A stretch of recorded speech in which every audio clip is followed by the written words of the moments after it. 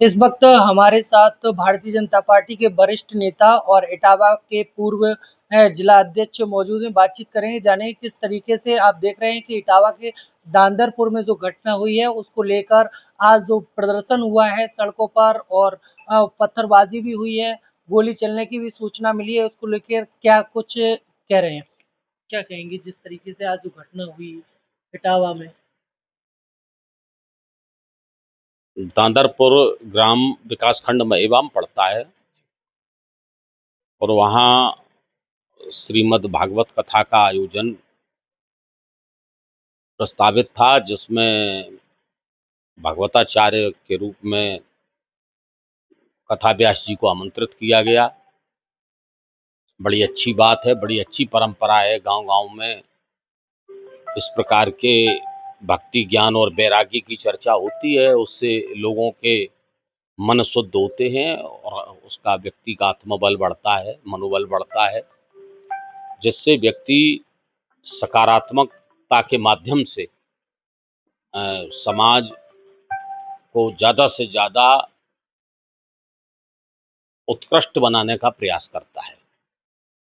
समाज में उत्कृष्टता आती है, दुर्व्यसनों का विनाश होता है और एक अच्छी परंपरा है कि गांव-गांव में श्रीमद् भागवत कथा के माध्यम से, श्री राम कथा के माध्यम से और भी अच्छे जो भी वेद पुराण हैं उनके अनुसरण के माध्यम से, महापुरुषों की जीवनी के माध्यम से, जो हमारी पुरातन संस्कृति है, जो हमारे पुराण हैं, ग्रंथ हैं, उन पवित्र ग्रंथों के माध्यम से लोगों को जानकारी मिले। ये अच्छी परंपरा है। इस परंपरा का निर्वाह होता रहा है और होता रहेगा। लेकिन जब महात्मा जी आए, महात्मा जी ने कथा वाचन किया, गांव में लोगों ने बताया होगा, पहले उन्होंने नहीं बताया कि हम इस जाति के हैं, बाद में बताया होगा। तो गांव में हर प्रकार के लोग होते हैं।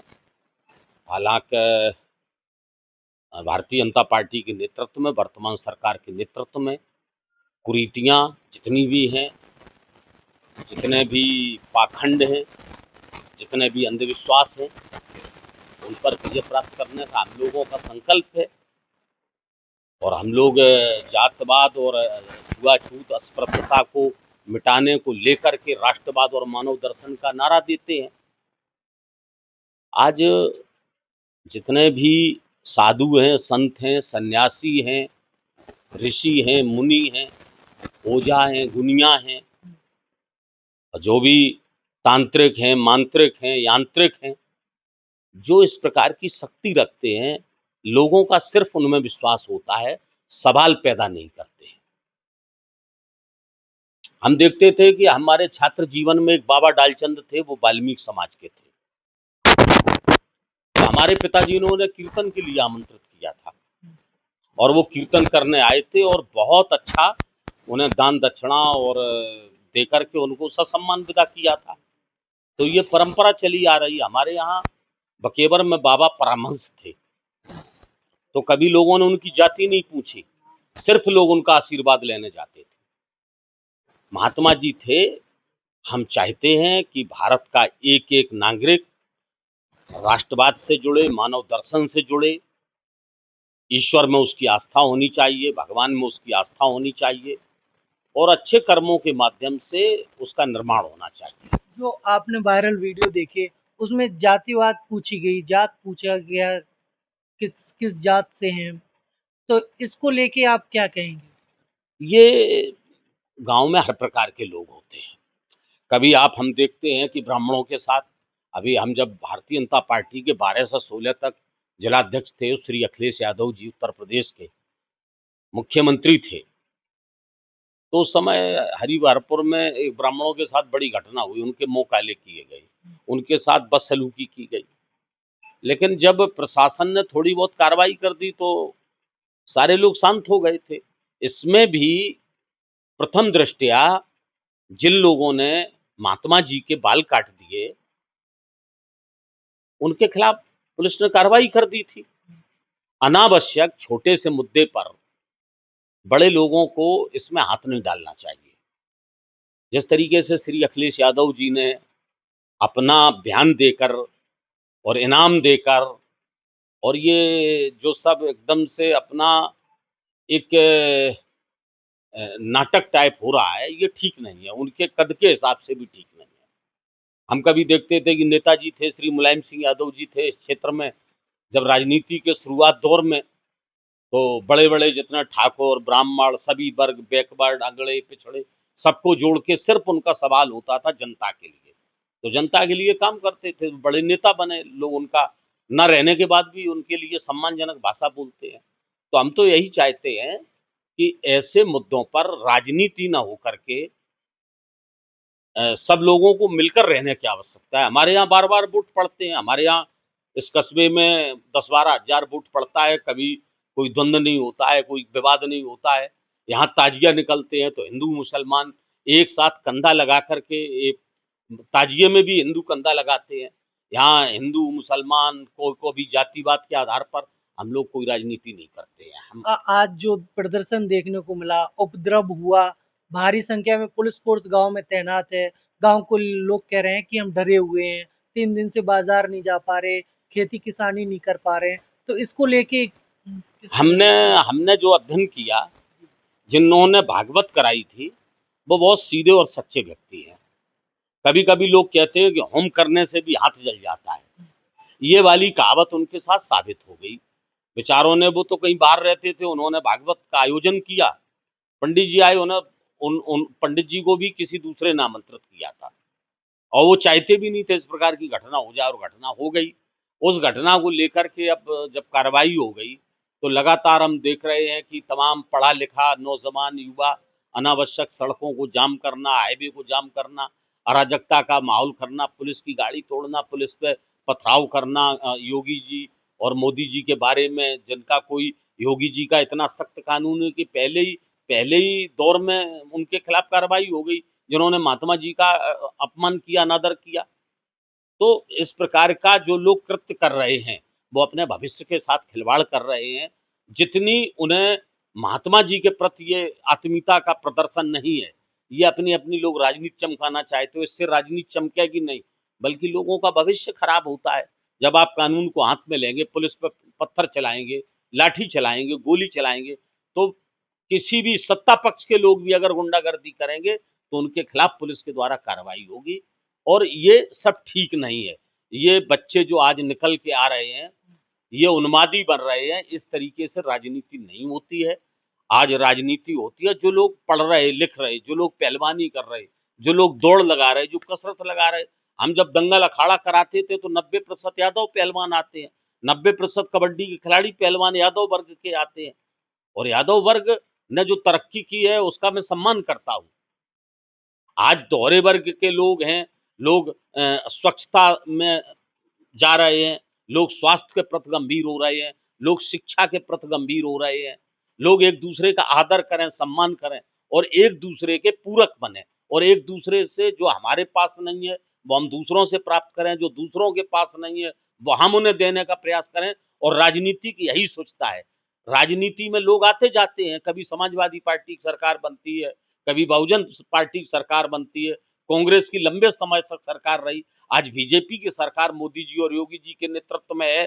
तो लगातार आप देखते होंगे हमारी योजनाएं हैं, किसी कहीं टॉर्च लगा के योजनाओं का अवतरण होता है। योजनाएं तो प्रत्येक व्यक्ति के घर तक पहुंची हैं, चाहे वो किसी वर्ग का व्यक्ति हो, चाहे मेरा वोटर हो या ना हो।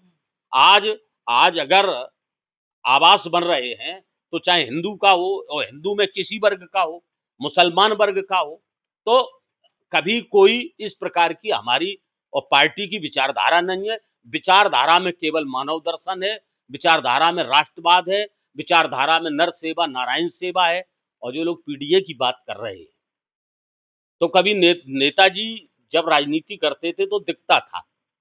आज जो लोग पीडीए की बात कर रहे हैं, लोग कहते हैं कि ब्राह्मण ऐसा है, ब्राह्मण वैसा है।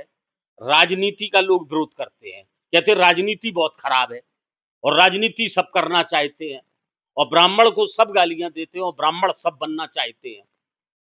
आज हम पूछना चाहते हैं कि जो लोग कहते हैं कि हम असली पीढ़ी हैं, तो दो चार लड़कों की घर में शादियां दोहरे समाज से करें, दो चार की वाल्मीकि समाज में करें, तो ब्राह्मण भी अपना करेगा, पिछड़े में करेगा, एससी में करेगा, कि केवल ब्राह्मण पर ही ये नियम लागू होता है कि ब्राह्मण होना कोई अपराध है?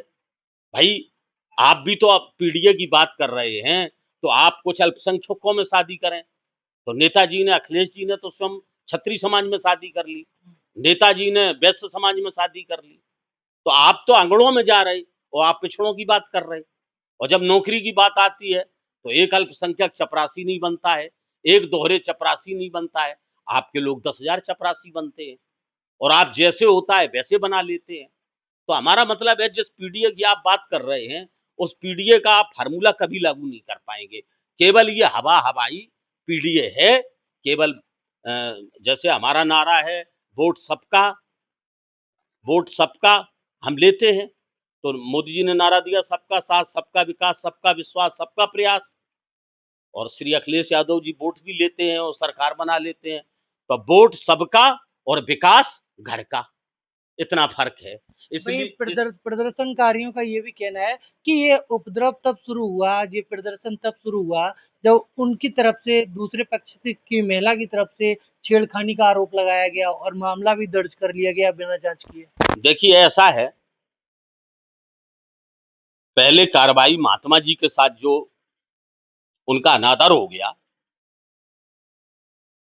कोई अराजक तत्वों के द्वारा, किसी के गांव में सब प्रकार के लोग होते हैं, कुछ साधु महात्मा भी होते हैं, कह देते हैं भाई ऐसा दंड दे दो, और किसी के कहने से इस प्रकार की जो घटना घटित हो गई, उसको लेकर के पुलिस ने प्रथम कार्रवाई की। इसके बाद में फिर चारों तरफ से ब्राह्मणों के गांव में घुस के ऐसा करेंगे वैसा करेंगे, तो उसमें सारे ब्राह्मण तो दोषी है नहीं। भाई किसी किसी दो चार लोगों के द्वारा ये घटना घटित हो गई, तो उनके खिलाफ पुलिस ने मुकदमा लिख दिया। लेकिन जब दूसरे पक्ष की बात आई तो वो जांच का विषय बन गया, तो मुकदमा लिख गया है तो वो जांच है। जांच में जो होगा, दूध का दूध पानी का पानी। तो जांच तो निष्पक्ष, माननीय योगी जी की सरकार में जांच निष्पक्ष ही होगी, चाहे इस तरफ से हो चाहे उस तरफ से हो। इस तरफ से वीडियो भी था, तो वीडियो था तो प्रमाणिकता के साथ था कि महात्मा जी के बाल काटे जा रहे, तो उसमें एफआईआर हो गई। इसमें इन्होंने प्रमाणिकता से कहा कि साहब वो एक आधार कार्ड ये रखते थे, वो रखते थे, उसकी भी जांच होगी। और जो भी जांच है वो निष्पक्ष होनी चाहिए। और हम समझते हैं कि ये पुलिस के द्वारा कानून का काम है, कानून अपना काम कर रहा है। हम लोगों को तो मिलकर के इस प्रकार की घटनाओं को, इस प्रकार की बेमनुष्यता को रोकने की आवश्यकता है। हमें प्रदेश में, देश में सौहार्दपूर्ण वातावरण बनाने की आवश्यकता है। हमें आगे चलने की आवश्यकता है, आगे बढ़ने की आवश्यकता है, और राजनीति के माध्यम से सर्व समाज के विकास करने की आवश्यकता है। हमारे कदम यही नहीं ठहरे, हम छोटे से दायरे में ना समटें। हम राजनीति में कभी बढ़े ना बढ़े, लेकिन हम सर्व समाज की बात करते हैं। हम कभी भी, हमारे भी पार्टी में यदि कोई हमारा बेटा भी गलती अगर कर देगा, तो हमें तो उसको स्वीकार करेंगे या उसको पनिशमेंट दिलाने के लिए कह देंगे कि आप पनिशमेंट करिए। कभी हम इजाजत नहीं देते हैं, न घर को, न परिवार को, न जात को, न बिरादरी को, न बेटे को, किसी को भी इजाजत नहीं देते हैं कि कोई गलत करे। और राजनीति के लिए जो लोग ये दौर चलवा रहे हैं, ये भयावह हैं। अपनी राजनीति चमकाने के चक्कर में लोगों को जाति का नुकसान नहीं करना चाहिए। लोगों को, जाति के लोगों को रोकना चाहिए, और निश्चित रूप से उन्हें पढ़ने लिखने की जो उनकी आयु उम्र है, इस ओर उन्हें प्रेरित करने की आवश्यकता है। और जो लोग सड़कों पे आ रहे हैं, उन्हें सोचना चाहिए कि घर में जब आग लगती है तो 8वें दिन और चौथे दिन याद आती है। इसलिए आदमी कहता है कि जाकी टूटे बुई छाए। गांव में कहावत होती है कि जिसकी टूटेगी वो ही छाएगा। आज जो ये उपद्रव और हुड़दंग, चाहे इधर से हो चाहे उधर से हो, अगर आग लगेगी, उपद्रव लोग करेंगे, तो उन्हीं को उसका खामियाजा भुगतना पड़ेगा। हम नहीं समझते कि शायद कोई कुछ देने के लिए तैयार होगा। इसलिए लोग राजनीति न चमकाएं, बच्चे अपना भविष्य संभालें, चाहे इधर के हों उधर के हों। इन घटनाओं को रोक देना चाहिए। अरे राजनीति आती है, राजनीति करते आप मुख्यमंत्री प्रधानमंत्री बनते हैं, मंत्री मिनिस्टर, सरकार बनती है, तो लोगों को कुछ देने के लिए बनती है, समाज में एकता के लिए बनती है। भारत की एकता, अखंडता, राष्ट्र के तमाम मुद्दे हैं। राष्ट्र के सामने माओवाद, नक्सलवाद, आतंकवाद, जातवाद जैसे गंभीर मुद्दे हैं, गंभीर चुनौतियां हैं, इनसे निपटने की आवश्यकता है।